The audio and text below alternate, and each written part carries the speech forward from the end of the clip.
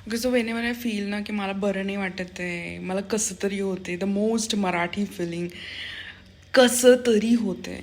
मग कसं तरी होत असेल ना, तर जर तुम्ही खाण्यापिण्यामध्ये जरा काही चेंज केलं, काहीतरी चांगलं खाल्लं की लगेच तुम्हाला बरं वाटायला लागतं. ती पण द मोस्ट मराठी फिलिंग आहे. मग मी काकूंना रिक्वेस्ट करते की काकू आज भाजी भाकरी नको, मला कसं तरी होतंय. आणि मग क्विकली काकू विचारतात की काय बनवायचं आहे ते. तर मी त्यांना आज असंच एक व्हिडिओ दाखवला. मी रँडमली इंस्टाग्रामवर बघत होते आलू गोबी के पराठे. महाराष्ट्रीयन मोस्टली स्टफ पराठे खूप कमी खातात, तर म्हटलं चला काहीतरी ट्राय करूया. काकूंना व्हिडिओ दाखवल्याबरोबर काकूंनी सगळी प्रिपरेशन केली आणि मी तुम्हाला आता दाखवणार आहे की आलू गोबीचे पराठे कसे झाले. चलो. आता जवळपास काकूंना 2 वर्ष झाले काकू माझ्यासोबत काम करत आहेत. सो त्यांना माझ्या टेस्ट बर्ड ऑलमोस्ट कळले आहेत की प्रियंकाला जेवण कसं लागतं, तिखट मीठ कसं काय. आणि म्हणून काकूंना जास्त काही सांगायला लागत नाही, त्यांना जास्त इन्स्ट्रक्ट करायला लागत नाही.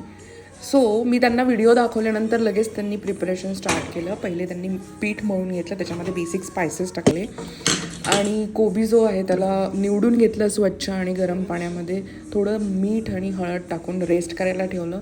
आणि मग ते स्वच्छ धुवून घेतलं. 2 बटाटे उकळून घेतले, कोबीला किसून घेतलं आणि बटाट्याला पण थोडंफार स्मॅश करून घेतलं. त्याच्यानंतर त्यांनी फोडणीची तयारी केली. फोडणीमध्ये त्यांनी बेसिक फोडणी होती अगदी. त्याच्यामध्ये जिरं मोहरी आणि आपलं लसूण अद्रकची पेस्ट टाकून, मिरची टाकून, तिखट मीठ टाकून सगळ्यात पहिले कोबी टाकली त्याच्यामध्ये आणि त्याच्यानंतर त्याच्यामध्ये बटाटा टाकला. त्याला अगदी 5 मिनटं गॅसवर होऊ दिलं आणि ते साईडला केलं. ते थंड झाल्यानंतर तुमचं स्टफिंग रेडी आहे. त्याच्यानंतर you are good to make paratha. आणि माझी काकू एक नंबर प्रो आहे पराठ्यामध्ये.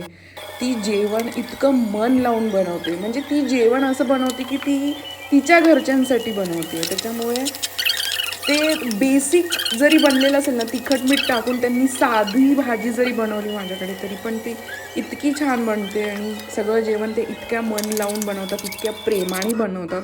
आणि म्हणूनच तो जो गोडवा आहे किंवा त्यांची जी आपुलकी आहे, त्यांचं जे प्रेम आहे ते सगळं त्या जेवणामध्ये उतरतं. आणि म्हणूनच मला सगळं जेवण खूप छान वाटतं.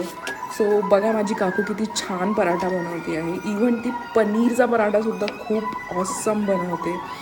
जो पराठा जेव्हा ती बनवत असते त्याच्यामध्ये तो अजिबात इकडे तिकडे सारण अनइवन नसतं, ते इवन असतं. पराठा अजिबात कुठून तुटत नाही. आणि सकाळी बनवलेला पराठा मी रात्री पण खाऊ शकते, इतका छान तो बनलेला असतो. आणि त्याच्यानंतर इतकंच प्रेमाने ती मला माझ्या हातात ताट आणून देते, कारण मला कसं